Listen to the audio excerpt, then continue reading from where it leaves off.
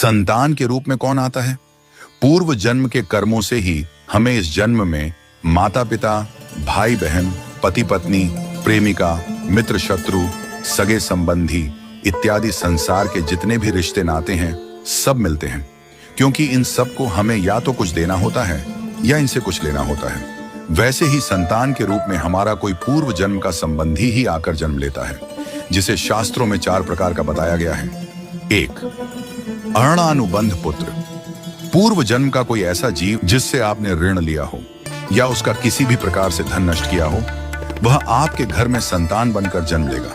वह अपना धन बीमारी में या व्यर्थ के कार्यों में तब तक नष्ट करेगा जब तक उसका पूरा हिसाब न हो जाए। 2. शत्रुपुत्र। पूर्व जन्म का कोई दुश्मन आपसे बदला लेने के लिए आपके घर में संतान बनकर आएगा। बड़ा होने पर वह माता पिता से मारपीट, झगड़ा करेगा या उन्हें सारी जिंदगी किसी न किसी प्रकार से सताता ही रहेगा।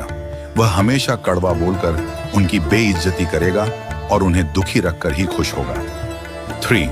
उदासीन पुत्र। इस प्रकार की संतान न तो माता पिता की सेवा करती है, न ही कोई सुख देती है। वह उन्हें उनके हाल पर मरने के लिए छोड़ देती है।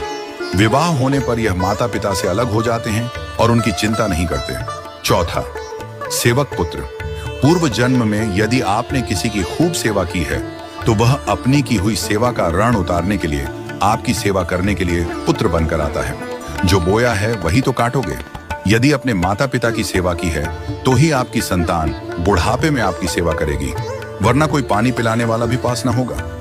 आप यह न समझें कि यह सब बातें केवल मनुष्य पर ही लागू होती हैं। इन 4 प्रकार में कोई भी जीव आ सकता है। यदि आपने किसी गाय की निस्वार्थ भाव से सेवा की है तो वह भी पुत्र या पुत्री बनकर आ सकती है।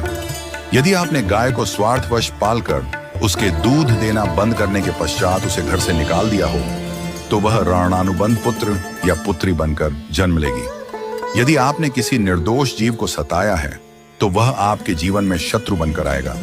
इसलिए जीवन में कभी किसी का बुरा न करें, क्योंकि प्रकृति का नियम है कि आप जो भी करोगे उसे वह आपको इस जन्म में या अगले जन्म में 100 गुना वापस करके देगी।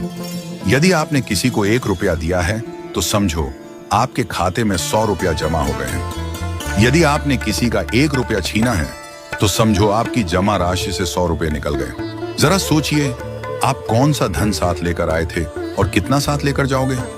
जो चले गए वे कितना सोना चांदी साथ ले गए? मरने पर जो सोना चांदी धन दौलत बैंक में पड़ा रह गया, समझो वह व्यर्थ ही कमाया। औलाद अगर अच्छी और लायक है तो उसके लिए कुछ भी छोड़कर जाने की जरूरत नहीं है, वह खुद ही कमा